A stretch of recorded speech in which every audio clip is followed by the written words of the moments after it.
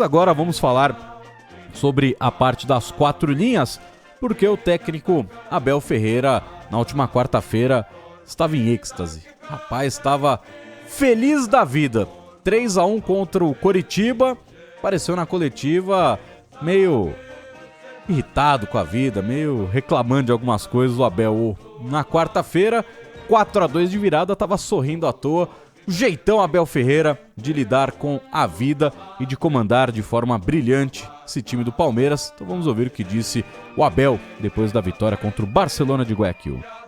Hoje foi uma noite mágica daquilo que eu revejo na minha vida, que é jamais desistir, aguentar a pressão, aguentar as críticas, aguentar os golos e saber exatamente aquilo que tem que fazer. É a resiliência de um guerreiro, é a resiliência de um homem, a persistência daqueles que sabem onde querem chegar, e aconteça o que acontecer à volta, há um foco, há um farol na nossa frente e nós sabemos onde é que queremos chegar. Portanto, hoje foi apenas uma vitória de uma equipa que jamais se rende, uma vitória de uma equipa que tem no seu interior uma resiliência, uma persistência e uma intensidade que os nossos torcedores gostam, que os nossos torcedores apoiam e que são a cara dos nossos torcedores e que, inclusive, é um pouquinho da história deste clube. E o técnico Abel Ferreira, assim como já aconteceu com o Gabriel Menino, sem nenhum tipo de justificativa plausível, ele foi convocado pelo deputado estadual Danilo Forte, do União Brasil do Ceará, para depor na CPI de manipulação de resultados. O Abel nunca apareceu em nenhum documento, nunca foi investigado, nunca foi citado, nunca apareceu nas investigações, nunca apareceu nas conversas de apostadores, mas mesmo assim um deputado estadual achou que seria importante o depoimento do Abel. Evidentemente, assim como o Palmeiras fez com o Gabriel Menino, mandou o deputado educadamente cuidar do seu trabalho. O Abel não vai prestar nenhum tipo de depoimento, até porque vai falar o quê, né, Bruno? Pô, não entendi. Essa história não entendi nada, na verdade. Porque o Mas Gabriel Menino já foi... da política brasileira, né? O que tem que investigar, não investiga. Não sei se é pra chamar atenção, pegar um nome grande pra investigação. Ninguém sabe quem que é o tal do Forte do União Brasil. Pois é. Passar na Paulista não tira 2 fotos. É inexplicável, cara. E ainda bem que o Palmeiras foi consciente nessa situação e dispensou esse convite, digamos assim, da operação, porque o Abel não tem nada a ver com isso.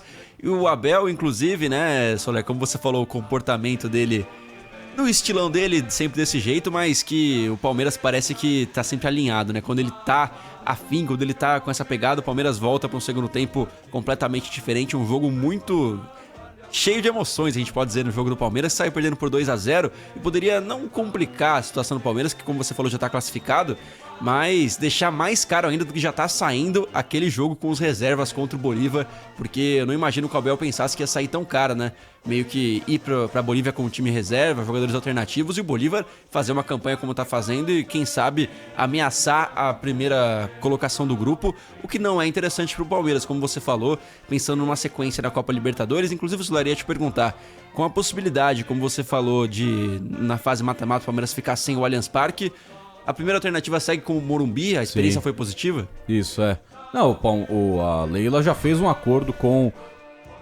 o Júlio Casares para utilizar o Morumbi quando não tiver o Allianz Parque, Então, se precisar, pela agenda, pelas datas, só numa eventual semifinal o Palmeiras poderia não ter o Allianz Parque. Ainda não tem nenhuma definição porque a data ainda não foi fechada.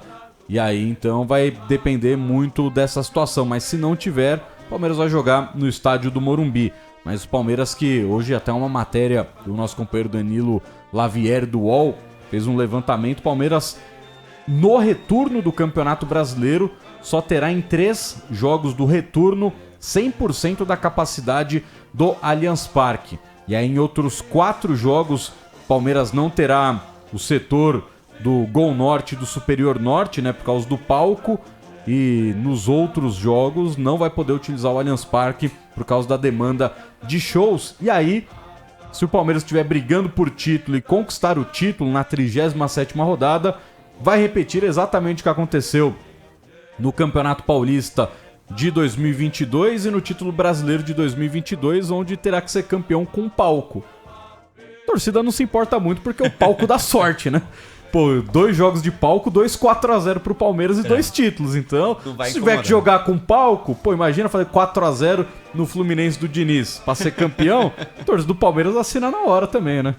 Cara, não tenha dúvida, porque o Palmeiras, vivendo uma fase boa como essa, sempre vai ter essas superstições, né? E agora, o Abel Ferreira, como você vinha falando, a gente conversou mais cedo sobre o Dorival, em questão de seleção, e a Leila respondeu sobre a possibilidade de assédio da CBF também sobre o Abel Ferreira, né? A resposta dela foi até bem humorada, e falou, não procuraram ainda, mas tomara que não procurem. Você sente o Abel feliz, como sempre foi no Palmeiras ainda, Solé? Sim, muito, e já conversa pra renovar o seu contrato com o Palmeiras. E a própria Leila, ela mudou o discurso, né? Porque no começo do ano, quando ela foi questionada, falou, não, seria uma honra receber esse tipo de convite, a gente poderia conversar para liberação, e agora ela muda um pouco o discurso porque sabe que trata-se de um profissional que vai muito além de ser o melhor técnico da história da Sociedade Esportiva Palmeiras. Ele é um cara que mexeu com todo o ambiente. Hoje, a cartilha Abel Ferreira trabalha da portaria até o último centímetro de terra que o Palmeiras tem na academia de futebol, passou também para as categorias de base, então é uma questão de realmente filosofia de trabalho. O Abel, ele não é só cara que dá o treino, comanda o jogo e volta para casa. As questões que ele tem de moral e ética dentro do clube, o Palmeiras respeita demais, por isso não tem o mínimo interesse de perder esse profissional. E o Abel, pelo que ele já falou várias vezes, também não tem o interesse de, nesse momento, comandar a seleção brasileira. Já até falei isso algumas vezes. A gente tem ainda essa visão aqui no Brasil que, pô, seleção não se recusa. Só que quando você olha pro macro, olha pro mundo inteiro, os principais técnicos do mundo, eles não comandam seleções.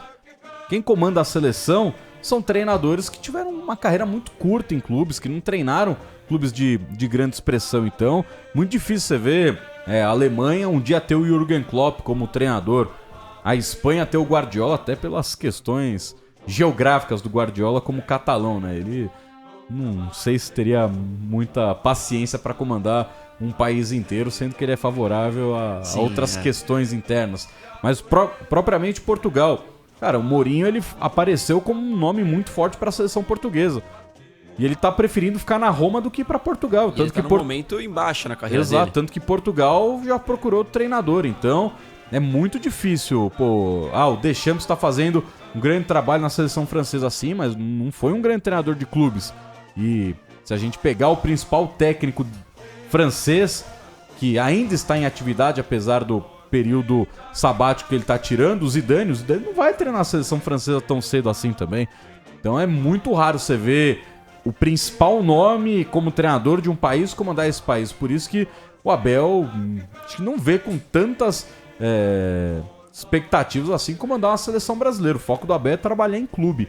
E quem sabe depois de encerrar o seu ciclo no Palmeiras, pegar um gigante europeu. Mas hoje, pelo que a gente conversa com gente lá, não tem o mínimo interesse. Eu vi recentemente uma notícia de que o nome dele estaria na lista, não como prioridade, mas numa vasta lista de opções. O Edinaldo falou isso pro... no Paris Saint-Germain. Sim. Aí é uma questão muito mais da amizade que ele tem com o Luiz Campos, que é o executivo de futebol do Paris Saint-Germain. Mas o próprio Paris Saint-Germain já tá fechando com o Nagelsmann, ex-técnico do Leipzig. Então ele foi citado muito mais, né, aquela tipo de pergunta, se puder trazer alguém aí. Aí o Luiz Campos falou, tem fulano e Abel, que, pô, gênio, meu amigo, parceiro, pá. E não falou que ia contratar o Abel. Perfeito, Em nenhum momento ele falou que ia contratar, mas teve isso, né? Mas ser citado já valoriza também. Visto que o Dorival disse, né? Ele foi citado, ele nunca conversou com ninguém, nunca teve ali a proposta da CBF, mas só de ser citado, o Dorival ficou, feliz da vida. E tem que estar feliz mesmo, porque pro Dorival é um objetivo de carreira. Diferentemente do Abel, acho que esse não é o objetivo de carreira dele.